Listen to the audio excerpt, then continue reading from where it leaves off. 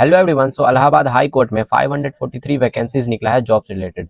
देखो, इसके बारे में जानने के लिए आप हमारा वेबसाइट onlysearch.com को सर्च करके इस पेज पर आ सकते हो, और नहीं तो मैं इसका लिंक हमारे वीडियो के डिस्क्रिप्शन में दे दूंगा। देखो, high court of judiciary Allahabad में review officer, RO, assistant review officer, ARO और कंप्यूटर असिस्टेंट का वैकेंसी खाली है, जिसमें टोटल मिलाकर 543 वैकेंसीज है। और इसके लिए जो ऑनलाइन एप्लीकेशन का डेट है वो 1 जून से स्टार्ट हो गया है और लास्ट 21 जून तक रहेगा। इसको याद रख लेना। अब चलो कुछ इंपॉर्टेंट डेट्स को भी देख लेते हैं।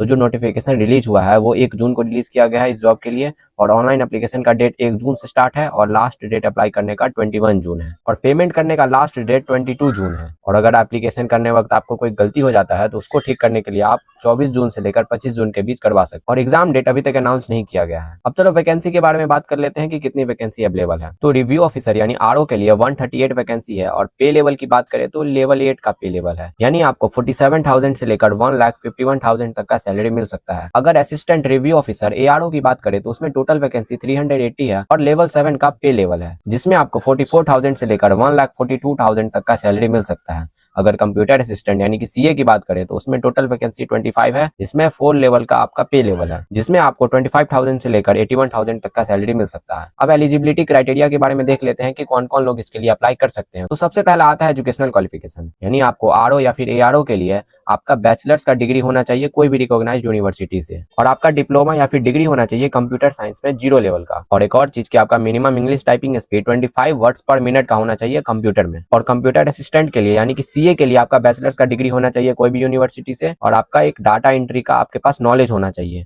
वर्ड प्रेसिंग का, कंप्यूटर ऑपरेशन का। और इसमें भी आपका minimum English typing speed 25 words पर मिनट का होना चाहिए। अगर एज लिमिट की बात करें तो आरओ या फिर एआरओ के लिए 21 ईयर्स से लेकर 35 ईयर्स का एज लिमिट है, और कंप्यूटर असिस्टेंट के लिए 18 ईयर्स से लेकर 35 ईयर्स तक का एज लिमिट है। और इस एज में कुछ आपको रिलैक्सेशन भी दिया जा रहा है। अगर आप SC ST OBC या फिर कोई भी रिजर्व क्लास से बिलोंग करते हैं उत्तर प्रदेश में, तो आपको 5 ईयर तक का रिलैक्सेशन दिया जाएगा इसमें। अब चलो सिलेक्शन प्रोसेस की बात करते हैं और एग्जाम पैटर्न की बात करते हैं। तो आपका एग्जाम 2 पार्ट में लिया जाएगा, पार्ट 1 और पार्ट 2, जिसमें आपका सबसे पहले पार्ट 1 में मल्टीपल चॉइस क्वेश्चन पूछा जाएगा 200 मार्क्स का, जिसमें आपको इन सारे सब्जेक्ट से क्वेश्चन पूछे जाएंगे, और ड्यूरेशन आपका 3 घंटे का होगा, लेकिन इसमें कोई नेगेटिव मार्किंग नहीं है, ये अच्छी बात। और पार्ट 2 जो एग्जाम होगा आपका, उसमें कंप्यूटर नॉलेज टेस्ट आपका चेक किया जाएगा, जो आपका 50 मार्क्स का होगा, जिसमें आपको 500 वर्ड्स का एक पेज दिया जाएगा, जिसको आपको टाइप करना होगा 20 मिनट के अंदर। और इसको पास करने के लिए आपका मार्क्स 25 मार्क्स आना चाहिए, यानी 50% मार्क्स आपको लाना होगा इसको पास करने के लिए। अब इस जॉब के लिए अप्लाई करने के लिए आपको कितना पैसा देना पड़ेगा वो चलो देखते हैं। अगर आप जनरल या फिर ओबीसी से बिलोंग करते हो तो आपको 1200 रुपए देने होंगे। अगर SC ST of Uttar Pradesh से बिलोंग करते हो तो 1000 रुपए देने होंगे।